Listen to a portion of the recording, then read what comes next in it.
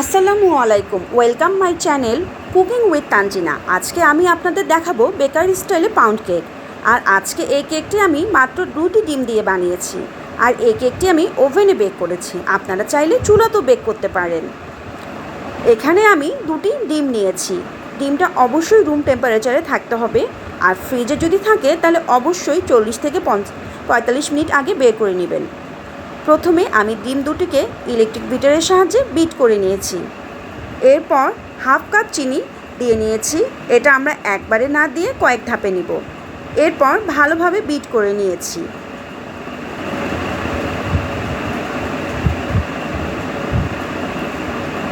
এখন এখানে 1/3 কাপ তেল দিয়ে নিব।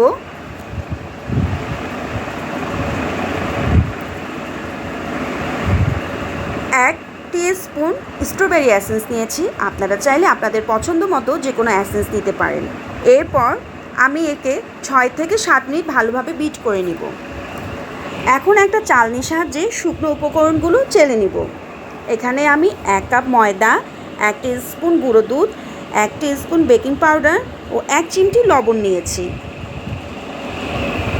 এখন শুকনো উপকরণগুলো ভালোভাবে চেলে নিব। এখন শুকনো উপকরণগুলো আমি বেট করে রাখা ডিমের মধ্যে দিয়ে দিব। এরপর একটা স্প্যাচুলার সাহায্যে ভালোভাবে মেখে নিব। এখন একটি 10 ইঞ্চি মোল্ড নিব এবং এতে বেকিং পেপারে অল্প একটু তেল ব্রাশ করে দিয়ে দিব। এখন ব্যাটারটি আমি এখানে ঢেলে দিলাম। তারপর ভালোভাবে ট্যাপ করে নিব। এরপর 10 মিনিট প্রিহিটেড ইলেকট্রিক ওভেনে 180 ডিগ্রি সেলসিয়াস টেম্পারেচারে 30 থেকে 35 মিনিটের মতো বেক করে নেব। আমার এখানে 30 মিনিট সময় লেগেছে। এখন কেকটাকে আমি আনমোল্ড করে নেব।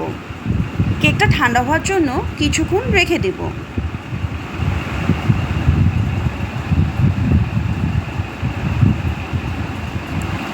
এখন কেকটিকে আমি আপনাদেরকে কেটে দেখাচ্ছি। দেখুন কি সুন্দর সফট এবং হয়েছে। এখন আপনাদের কেকটি আমি ভেঙে দেখাচ্ছি। একদম বেকারি স্টাইলের নরম তুলতুলে একটি কেক।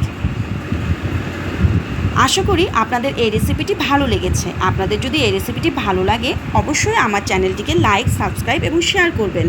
আর পাশে থাকা বেল আইকনটি ক্লিক করবেন নতুন নতুন আরও রেসিপি পাওয়ার জন্য। প্রশ্ন থাকলে কমেন্ট করবেন। আর আপনারা কে কোথা থেকে দেখছেন অবশ্যই কমেন্ট করে জানাবেন, যেন আপনাদের ধন্যবাদ দিতে পারি। আজকে এই পর্যন্ত। নতুন নতুন রেসিপি পেতে আবার দেখাবে। আল্লাহ হাফেজ।